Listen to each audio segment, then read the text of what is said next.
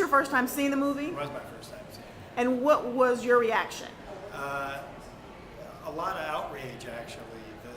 The thing that jumped out at me in the movie was that this was actually an issue that as a country we had figured out how to solve, and it basically addressed hunger by the late 70s, and then we just stopped. So it's not one of these situations we don't know what to do, we don't know how to do it, it's just a sheer failure of will.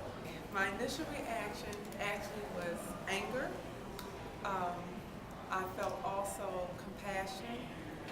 Being a person who has been on the other end of the food hunger spectrum, being a single mother, having participated in food programs with food stamps, it just irritates me how our country has really negated the importance of providing basic needs such as food to people every day. I think it puts a face on who is hungry in this country. I think there's so much out there that are just anecdotal stories and misinformation about who in this country is hungry. And I think when the film producers, Lori Silverbush and Christy Jacobson, first came to FRAC to talk about this idea that they had, we were very clear about the need to really give a very good picture of who in this country is hungry. And I think they did a really good job of dealing with seniors and children and working poor families with kids, people living in the inner city, people living in rural America. This issue, I think, is a lot more ubiquitous than the country would like to accept. It's an issue that we all need to put a stake in.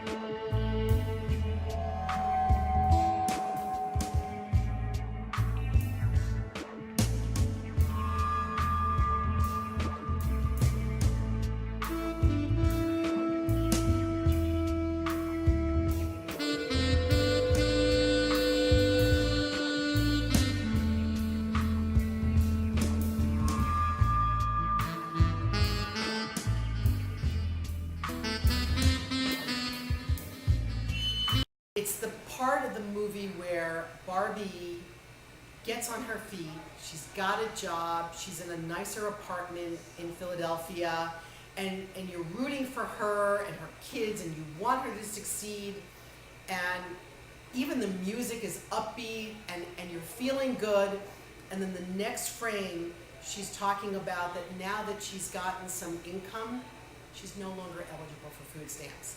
And you open up the refrigerator and it's empty again. I actually didn't know that the policies that were put in place in the 70s had actually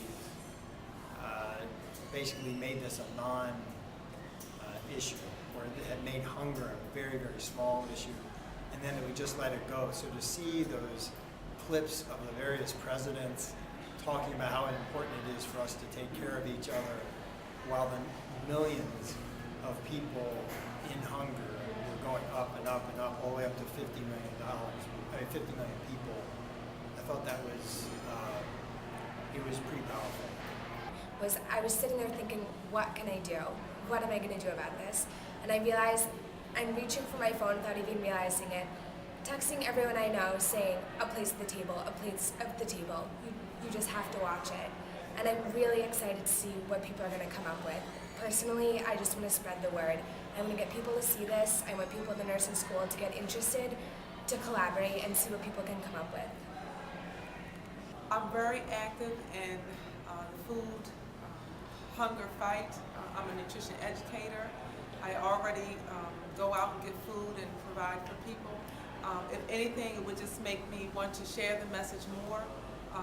Be more of a voice and be more of an advocate for other people who are in ignorance, to be more aware of the situation with poverty and hunger. The importance of food education, of what's happening in schools, and also the importance at the same time of making sure that our children, as they're being educated, they're learning about food, and they're also learning how to advocate in the political system and to fight for what's right, and to actually understand and have compassion for each other. We got to do all of those, and we've solved it before.